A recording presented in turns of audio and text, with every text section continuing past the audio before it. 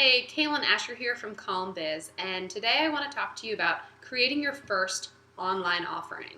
So if you've been teaching yoga for a while, if you've built up your website and maybe started an email list and gathering up your online community, the next step to really fleshing out your yoga career is to think about certain ways you can take your yoga business online and how you can market your unique style and teachings to people all over the world.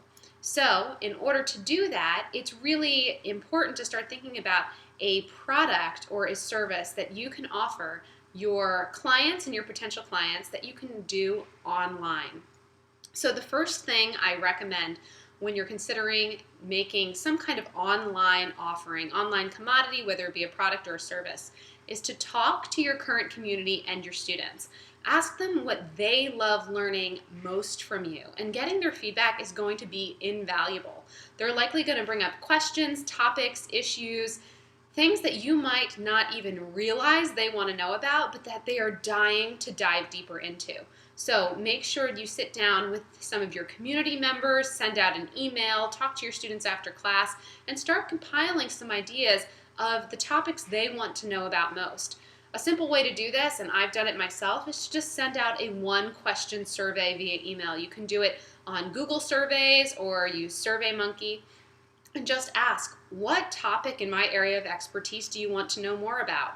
Or perhaps, what do you struggle most when it comes to your yoga practice? Whatever you think is going to deliver you the best results.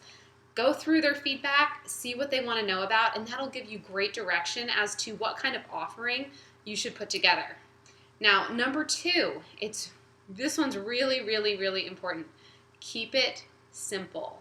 As we're building our first online offering, it's really easy to get caught up in the excitement of it and want to just keep on piling on more and more and making it more complicated and hopefully more worthwhile for our students. But the thing is when we overthink it and overcomplicate it, we often burn ourselves out and wind up developing nothing, because we're just too overwhelmed by the prospect of everything that has to go into this online offering. So for your first time, try putting together an ebook or maybe a really simple teaching video. You don't have to think about creating a whole course that has a members only login or anything complicated like that. You can keep it really simple and know that whatever you put your time and energy into now, you can always kind of move through those teachings and use them later on in a more robust product like an online course or an online workshop.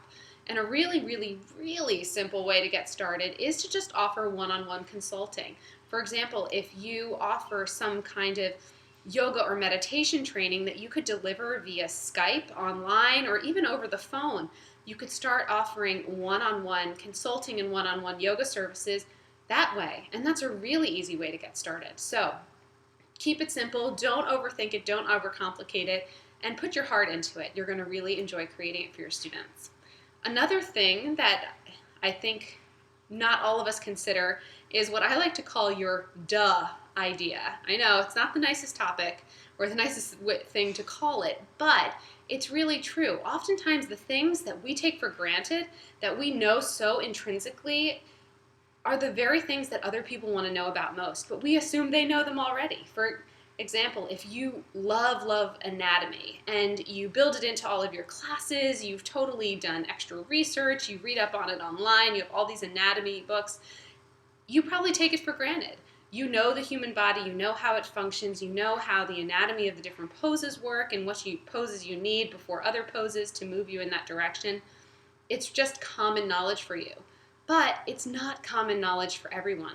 So you could put together some kind of yoga pose anatomy training manual, or maybe a really short yoga series of little videos that teach people anatomy in a really fun and approachable way. You could do something with your passion, what you love most, and really be helping other people in the process. And that leads me to my last point. Point number 4 is make it fun, not only for your students who are going to be receiving this teaching in your online community, but for you as well.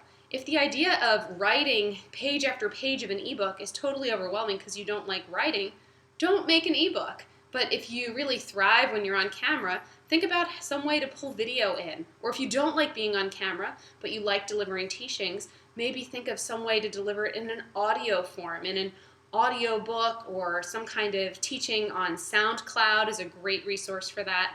So make sure you're always thinking of ways that your teaching not only benefits your students, but also reflects you as a teacher and as a person, so that all these elements that you're building for your business are really fun for you too.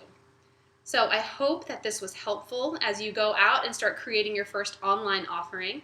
And as always, you can find more business and marketing teachings just for yoga teachers over at calmbiz.com, and I'll see you there.